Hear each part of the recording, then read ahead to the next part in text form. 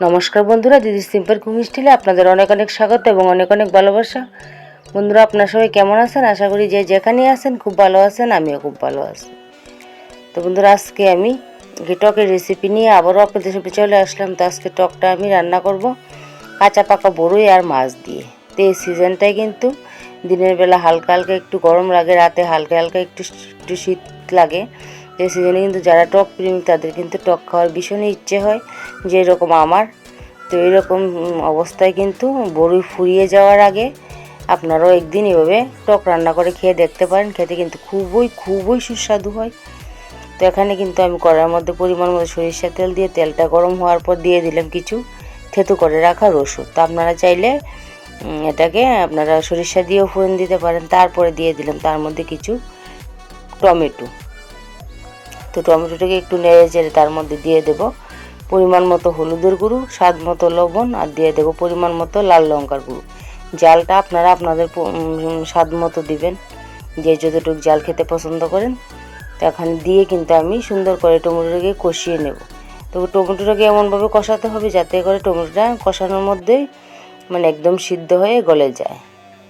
তো আমার এই রেসিপিটা আপনাদের কাছে কেমন লাগলো কমেন্টে অবশ্যই বলবেন। আর নতুন দর্শক হলে আমার রেসিপিটা দেখে যদি বেশি ভালো লাগে তাহলে আমার চ্যানেলটাকে সাবস্ক্রাইব করে পাশে থাকে বেল বাটনটিকে অন করে অল অপশনে ক্লিক করে দিবেন, যাতে করে পরবর্তী ভিডিও নোটিফিকেশন সর্বপ্রথম আপনাদের মোবাইলে চলে আসে।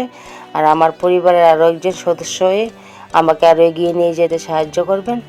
চারিদিকে দেখেন আমার কিন্তু টমেটোটা সুন্দর করে কষানো হয়ে গেছে। এখন আমি দিয়ে দিলাম পরিমাণ মতো ঝুলের জল। তো ঝুলের জলটা দিয়ে আমি দিয়ে দেবো কিছু আস্ত কাঁচা লঙ্কা। এটা একটু জাল জাল হলেই ভালো লাগে। আর আপনারা চাইলে তার মধ্যে একটু মিষ্টি যে কোনো চিনি বা গুঁড়ো দিতে পারেন। তো তারপরে আমি দিয়ে দেবো তার মধ্যে কিছু ভেজে রাখা মাছ। তো এখানে আমি রুই মাছ দিয়ে দিলাম, আপনারা চাইলে যে কোনো মাছ দিতে পারেন। আমি আর মাছ ভাজাটা আপনাদের সাথে শেয়ার করলাম না।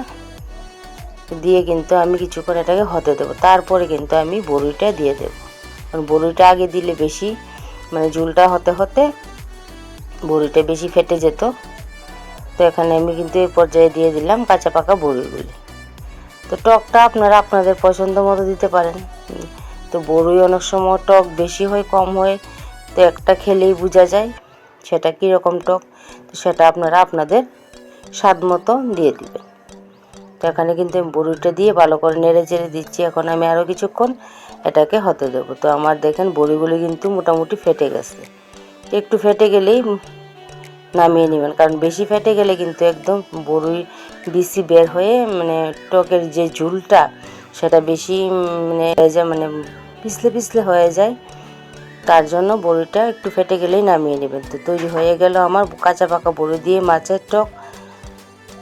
তো হলো টকের ফাইনাল লুক। তো রেসিপিটা কেমন লাগলো আবারও বলছি, কমেন্টে কিন্তু অবশ্যই লিখবেন। আর কাদের কাদের কাঁচা পাকা বড়ি দিয়ে টক খেতে ভালোবাসেন আমাকে কমেন্টে অবশ্যই বলবেন। আজকের মতো এই পর্যন্তই। ভালো থাকবেন সবাই, সুস্থ থাকবেন সবাই।